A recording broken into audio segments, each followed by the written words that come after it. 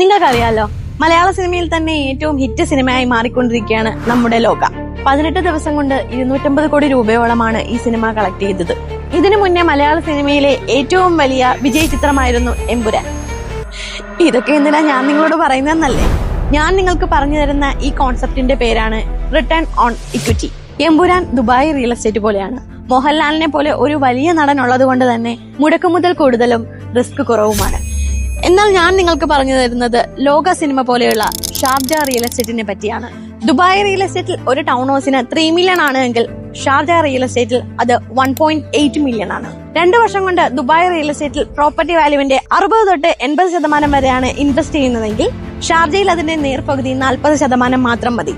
ചിലവ് കുറവാണ്, റിസ്കിയാണ്. പക്ഷേ ലോകയ്ക്ക് ദുൽഖർ എന്ന പോലെ ഷാർജയ്ക്കും കുറച്ച് നല്ല ഡെവലപ്പേഴ്സ് ഉണ്ട്.